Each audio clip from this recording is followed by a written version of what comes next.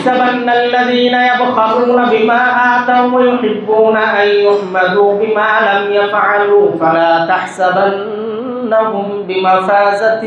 من العذاب سورة آل عمران ولا يحسبن الذين يبخلون بما آتاهم الله من فضله هو خير لهم بل هو شر لهم سيطوقون ما بخلوا به يوم القيامة আল্লাহ বলেন যারা আমি এদেরকে যে সম্পদ দিয়েছি এই সম্পদ পেয়ে যারা কৃপণতা করে সেই কাজটাকে যেন ওরা ভালো মনে না করে বুঝছেন এদেরকে আমি যে সম্পদ দিয়েছি সম্পদ পেয়ে যারা কৃপণতা করে এই কৃপণতার কাজটাকে যেন তারা ভালো বলে মনে না করে আল্লাহ বলেন কৃপণতার কাজকে ভালো বলে মনে করিও না আল্লাহ যদি বলেন তাহলে কর্মটা আসলেই ভালো না খারাপ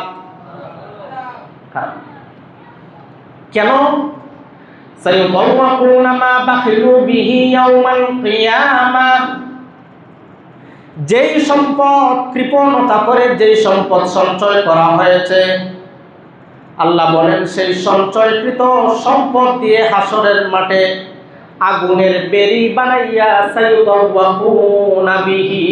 তোমার গলায় সেই সম্পদ আগুনের বেড়ি বানাইয়া পরাইয়া দেওয়া হবে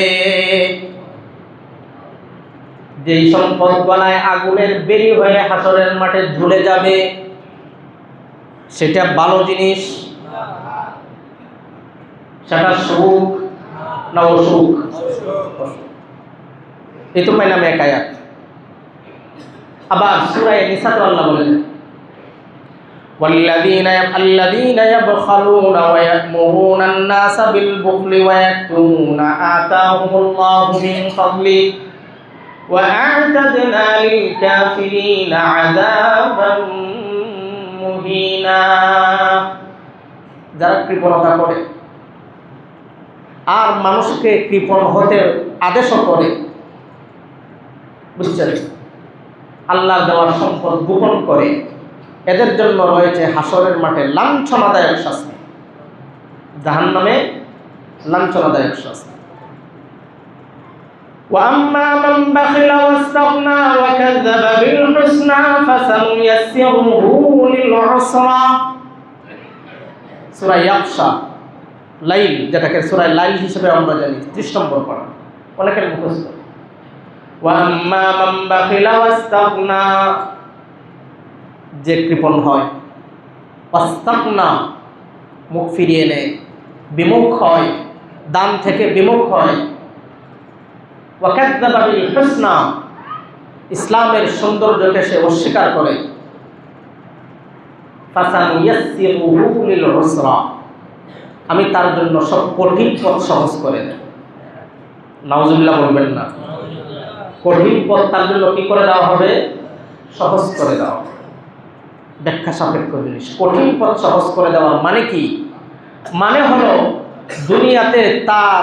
জীবনে কোনোদিন জটিলতা কাটবে না সম্পদ যত উপার্জন হবে তার জটিলতাও বাড়তে থাকবে সম্পদ আসে মানুষের প্রয়োজন পূরণের জন্য ওই লোকের সম্পদ আসবে তার সমস্যা আস্তে আস্তে তার কাছে আনার জন্য এর যত সম্পদ আসবে সমস্যা তত কাছে আসবে যত সম্পদ বাড়বে সমস্যা তত বাড়বে টাকা পয়সা যত হাতে লাগবে ওর শুধু চাহিদা আর প্রয়োজন বাড়তে থাকবে ব্যবসা বাণিজ্য বাড়তে থাকবে আগে 1 কোটি ছিল রাতে ঘুমাইতে পারতো 6 ঘন্টা এখন 5 কোটির মালিক হয়েছে রাতে ঘুমাইতে পারে 2 ঘন্টা বুঝেন নাই হ্যাঁ এটা হলো কঠিন পথকে সহজ করে দেওয়া এটা হলো দুনিয়ার দিক থেকে পরকালের দিক থেকে কঠিন পথকে সহজ করে দেওয়া মানে জাহান্নামের পথ এবং এই পথের পাথেয়তার জন্য সহজ করে দেওয়া হবে কথা বলছেন জাহান্নামের পথ ও পাথেয় ওর জন্য সহজ হয়ে যাবে এই রকম একজন টুপি দাড়িওয়ালা মানুষ সিনেমা হলে দেওয়া সহজ না কঠিন কথা বলেন না কেন দাড়ি রেখে টুপি বইয়া পাঞ্জাবি টাঞ্জাবি লাগাইয়া সিনেমা হলে যাওয়াটা সহজ না কঠিন? কঠিন। নেক আমল করলে গুনাহ করা তার জন্য আস্তে আস্তে কঠিন হয়ে যায়, কৃপণ হবে। তো আল্লাহ বলেন ফাসানুয়াসসিরুহু লিল উসরা,